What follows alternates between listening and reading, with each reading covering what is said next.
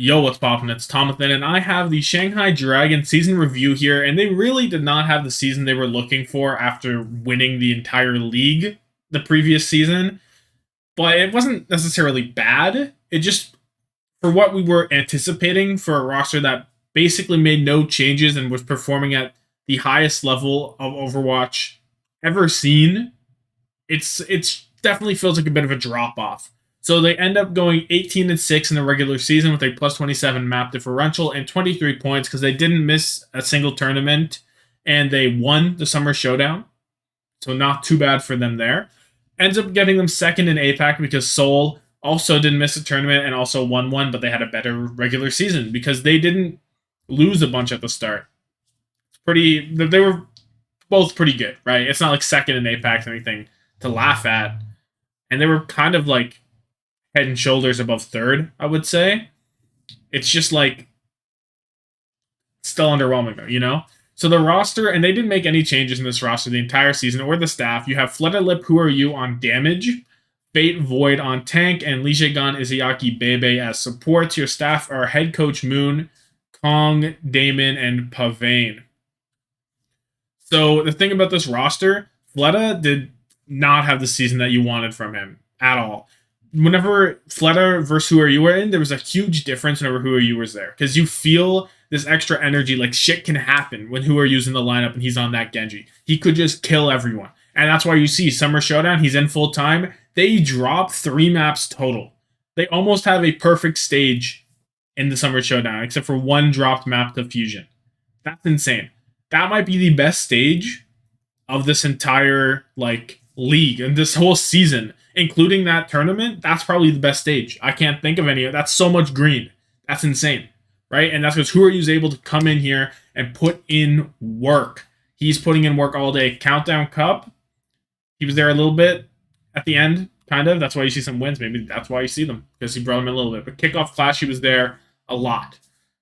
But then you also have Lip, who is just fucking the best Sojourn in the league. So it's kind of remarkable that they managed to lose 5 regular season matches when Lip's on Sojourn straight up. Shouldn't happen. You would think it wouldn't happen because he's just that good. He is insane, just insanity. Then you have the tank line. Fate, his Winston left a little something to be desired, I think. Kickoff Clash, he played it. Countdown Cup, he played it. Playoffs, he played it.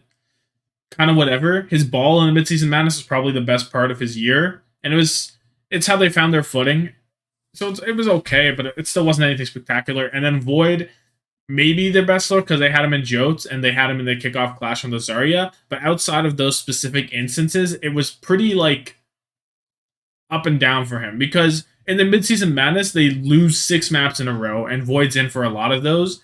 And then Moon came out and said, oh, we've had some leadership issues, so we decided to bring in Fate. So I don't know, maybe Void is just kind of I'm doing my own thing, I'm playing my heroes, and we're going for it. Not a strong voice or something like that.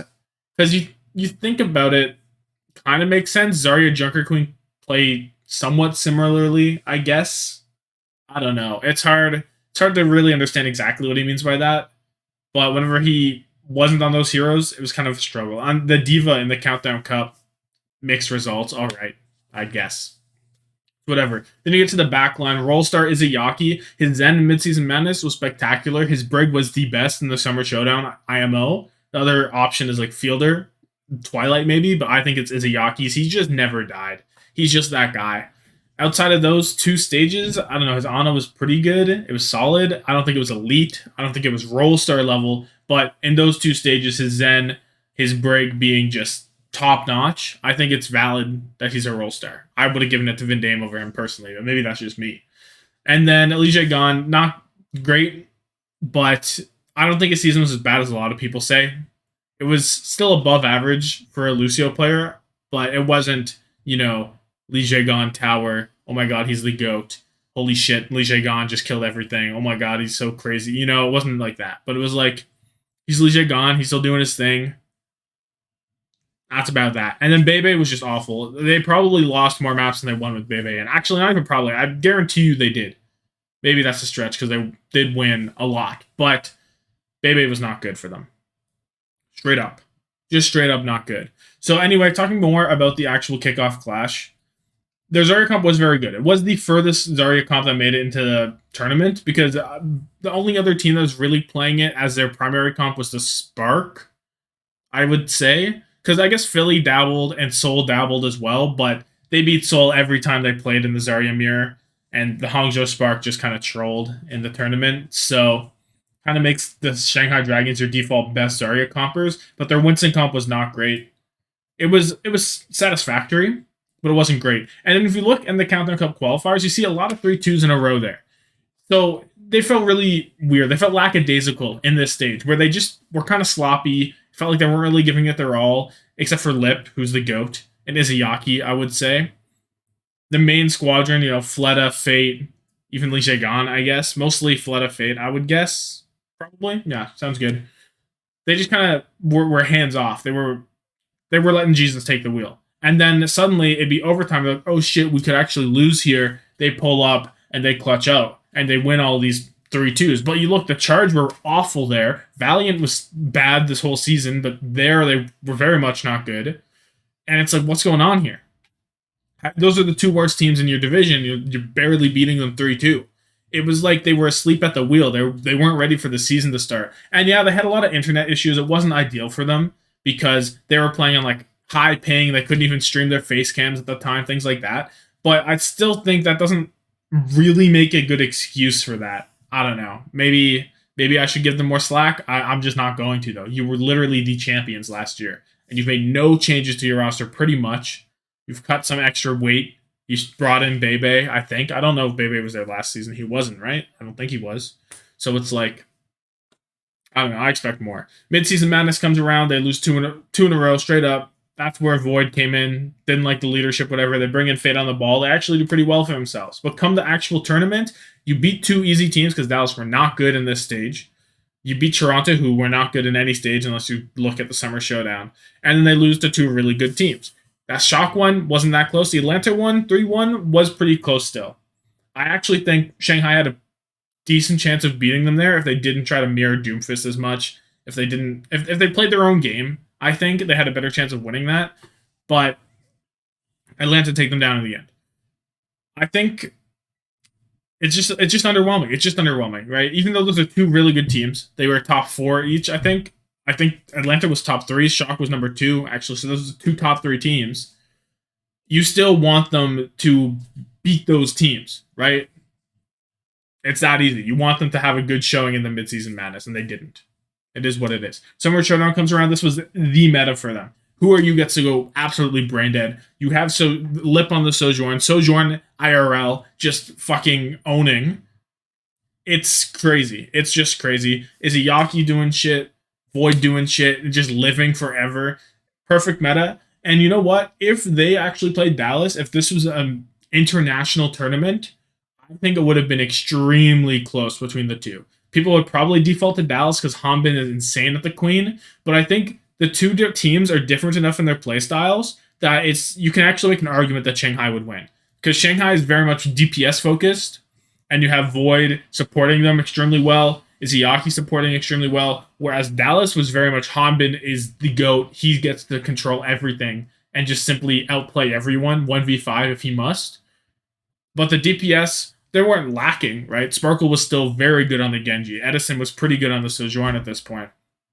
But I still think Shanghai I give them the edge in DPS for sure. Who are the best Genji?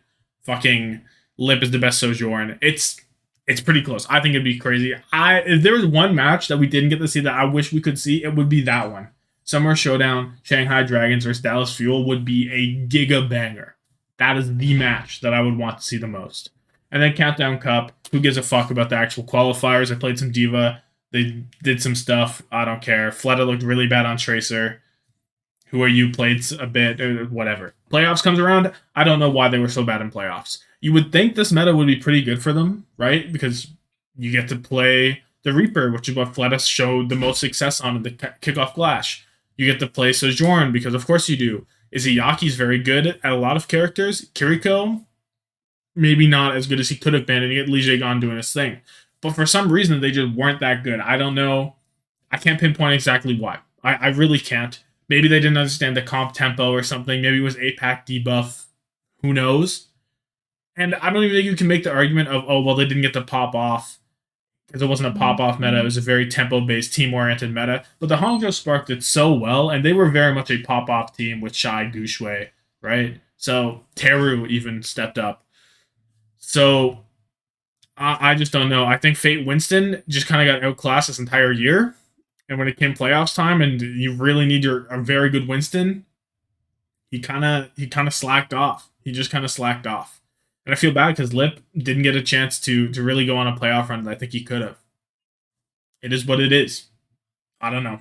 Anyway, looking at variations in terms of compositions, not a whole lot is different from the league to what they did. Moon is very much a I want to make the best team we can for the meta. Like he doesn't like to play his team's preferences as much. He did change that up a little bit this season, but I think he's more of a this is what I think is the best comp you can possibly run. Let's be the best at this. It's not so much, oh, we have a very good Genji. Let us play Genji. Even though he maybe isn't optimal, it's optimal for us. He doesn't really think like that. That's why I think he maybe mismanaged Who Are You a little bit. I think Countdown Cup came around. Maybe they didn't care. Maybe who cares? But Who Are You in on the Genji there would make a lot of sense. Midseason Madness, even. I would like to see even more Who Are You if that was possible, right? I think you had to lean into Who Are You really hard to find the most success. I think they kind of slacked a little bit on that. But actually, otherwise, ball, they played more ball than normal with the midseason madness. They played more diva than some teams in the Countdown Cup. But other than that, that's about it. Very standard across the board. Not too much to talk about. Looking at stats, of course, Lip's leading the charge because he's that guy. Who Are You in the final blows? That's insane. 9.8 final blows on average. Like, this guy should have been your guy forever. I don't know. I personally would never be able to bring myself to sub out Who Are You unless he absolutely needed to be subbed out or like Genji was completely unviable or something. I can't believe that. It's just insane. But yeah, that's the Shnaghai Dragon season. Their fate for next season, they have Moon right now. That's about all we know.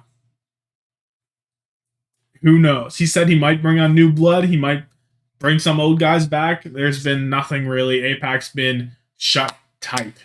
But it probably will be worse than this one. I would guess. You're not getting this star roster. All their players have gone off to brighter futures, except Void's retired, and Fate. Who Are You? Fleta. Fleta said he was retiring, but I don't know if that's true anymore.